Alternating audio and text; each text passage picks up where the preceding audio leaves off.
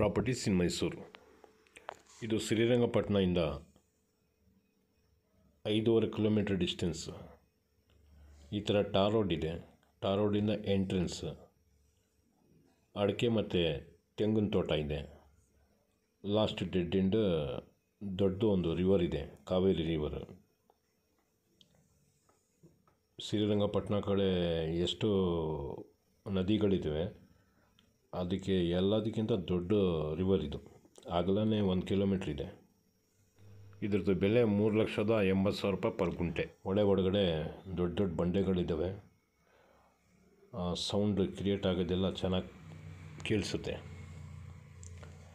ಅಡಿಕೆನೂ ಫಲ ಕೊಡ್ತಾಯಿದೆ, ತೆಂಗುನೂ ಫಲ ಕೊಡ್ತಾಯಿದೆ.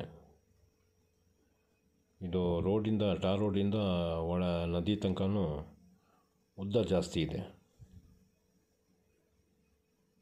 ಈ ರೂಲ್ಸ್ ಪ್ರಕಾರ ನೀರಿಗೆ ತೀರಾ ಹತ್ತಿರದಲ್ಲಿ ಕನ್ಸ್ಟ್ರಕ್ಷನ್ ಏನೂ ಮಾಡಬಾರ್ದು ಅಂತ ಇದೆಯಲ್ಲ, ಆ ಥರದ್ದೆಲ್ಲ ಇದರಲ್ಲಿ ಮಾಡ್ಬೋದು.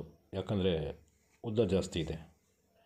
ನೀರಿಂದ ಸುಮಾರು ದೂರ ತನಕ ಕಟ್ಟಿದ್ರೂ ಏನೂ ಇದಾಗಲ್ಲ. ನೋಡಿ, ಇದೇ ದೊಡ್ಡ ಹೊಳೆ ಇದು ಫ್ಲಡ್ ಬರ್ತಾ ಇತ್ತಲ್ಲ, ಆ ಟೈಮಲ್ಲಿ ವೀಡಿಯೋ ಮಾಡಿರೋದು. ಇಲ್ಲಿ ತನಕ ನೀರು ಕಾಣ್ತಾ ಇದೆ. ಈಗ ನಾರ್ಮಲ್ ಟೈಮಲ್ಲಿ ಬಂದರೆ ಇನ್ನೂ ಸ್ವಲ್ಪ ಮುಂದಕ್ಕೆ ಹೋಗಿರ್ತದೆ. ಒಂದು 200 ಅಡಿ 250 ಅಡಿ ತನಕ ಹಿಂದೆ ಹೊರಟೋಗಿರ್ತದೆ ಈಗ.